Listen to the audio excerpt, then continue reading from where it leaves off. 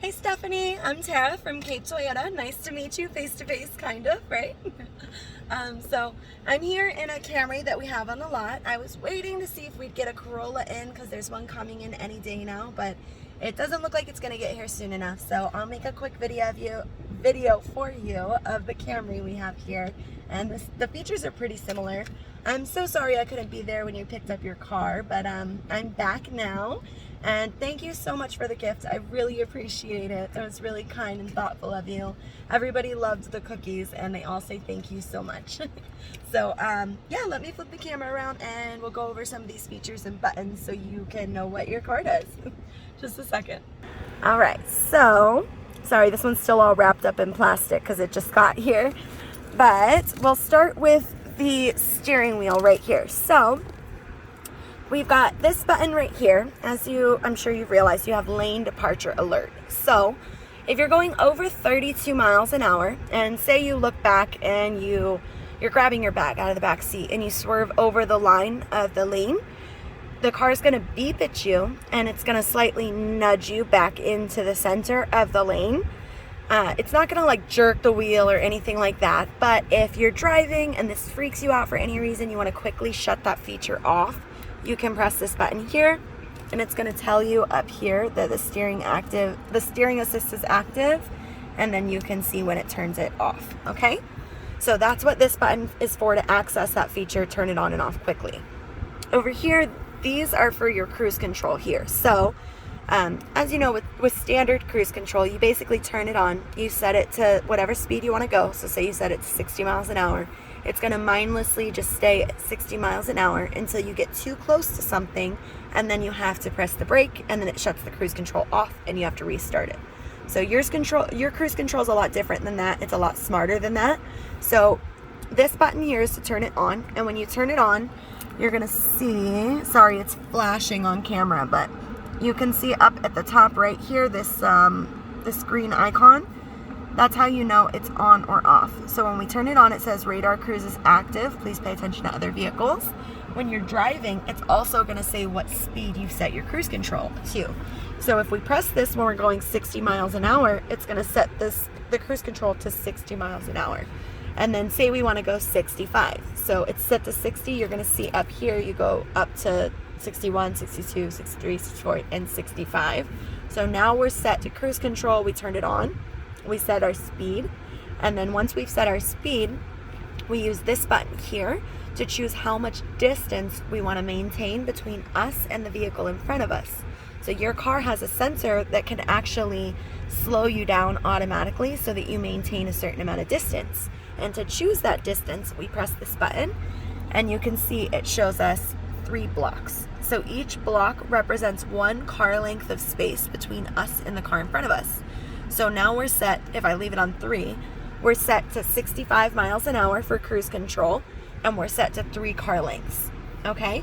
So what that means is we're gonna keep going 65 miles an hour until the guy in front of us, he slows down or he brakes, and then we're gonna slow down, the car's gonna slow down automatically and maintain whatever speed it has to keep that distance between you guys. Sorry, I can't talk today.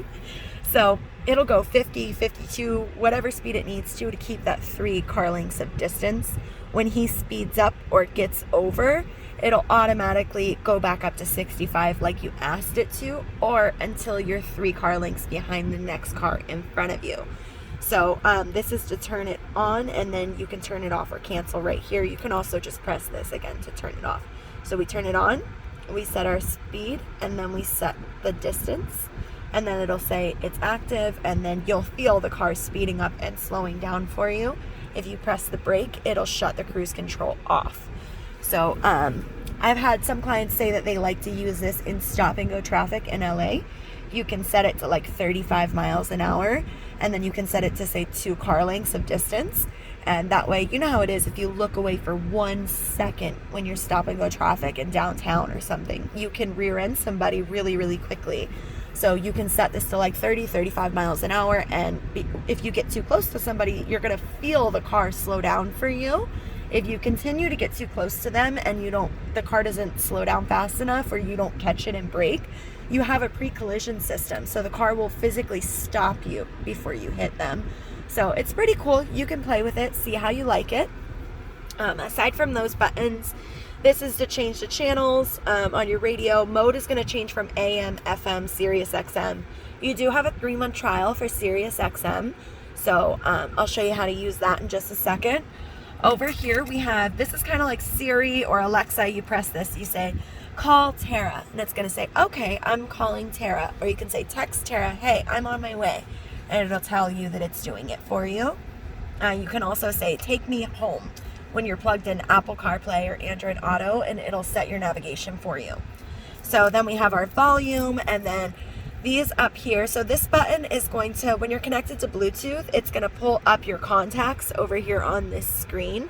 If somebody's calling you and you press this button, it's going to answer the phone for you. And if you're already on the phone and you press this button, it will hang up the phone for you. So it's like a shortcut when you're driving.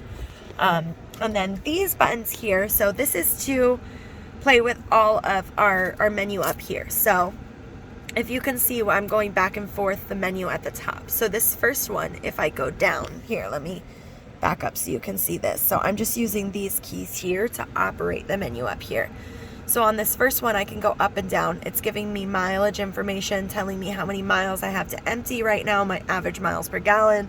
This is a hybrid, so it has an energy monitor, but yours will basically just give you your digital speedometer. It's going to give you your average miles per gallon and your distance to empty. If we go over, this is the screen that's going to pop up and tell you your radar is ready when you're using your cruise control that we just talked about, or your lane departure alert. If we go over one more, this is going to give us all of our service messages. So if you need an oil change, if your tire pressure is low, anything like that, it's going to pop up here. And then over here, these are all the settings for our safety features, okay? So LTA is lane trace assist. So that's the lane departure alert I was just talking about. If we press and hold here, we can turn lane centering on or off. We can change the sensitivity. Sway warning is the beeping. So you can make it so it doesn't beep at you and it only moves you into the center. You can also do the exact opposite. You can make it so it only beeps at you and doesn't move you into the center. So you can play with these. You can also change the sensitivity. So say it's moving you and beeping at you the second you touch the line, and you want it to wait till you get over the line before it beeps at you and moves you, you can change the sensitivity so that it's less sensitive and waits till you get over the line before it realigns you and beeps at you, okay? So that's what these settings are for. If we go back, these settings, a lot of them should be similar. This one might have some different ones than yours. PCS, yours will definitely have, that's a pre-collision system. So this is what stops you if you get too close to something. So if we press and hold on this one, we can turn the feature on and off all together. You always want this on. This is like your safety net. If you get too close to anything, it's going to stop you from getting into an accident, okay? If we go down, if we press OK, it's going to change the sensitivity every time we press OK in the center right here. So I'm pressing OK, and I'm so sorry, it's hard to see, but you can see it gets more green and less green. So it's changing the sensitivity. Where we want it is in the middle. That's what's recommended. But say you're trying to parallel park, and sometimes you have to get super, super close to somebody when you're parallel parking, and your car might not let you go forward anymore. It might say, nope, you're way too close, you're going to hit it, because the sensitivity is high. So if you can't parallel park, your car won't let you pull forward anymore. You're letting off the brake, you're hitting the gas, and you're not going anywhere. It's probably because your pre-collision sensor thinks you're going to hit the car in front of you. So you can come in here and you can turn your sensitivity all the way down, or you can shut it off completely, finish parallel parking, and then turn it back on, or turn your sensitivity back up, okay? So that's what that is for. If we go back, these are going to be your cruise control settings, so you can change how fast it slows the speed reduction. This is RSA's road sign assistance. So you know how when you're using your GPS on your phone, it gives you the little speed limit sign and tells you what the speed limit is on the road you're on? Your car does that as well. So it'll have a little icon up here somewhere, and it's going to tell you what speed limit it is. Your car can actually read the road signs around you and tell you what the speed limit is on the street that you're on, even if you're not using your navigation at the moment. So that's what that's for. And then we have the vehicle settings. This is, of course, to change the time, the clock. You can change the language of the vehicle. You can change from miles per hour to kilometers per hour and things like that. So that's what these settings are for. They're just basic settings. We can see our cruise control still on because I have this green icon, so I'm going to shut that off. If we go over here on the side, these are pretty straightforward. This is for your gas. You press and hold to open your gas tank. This is the press and hold and open the trunk.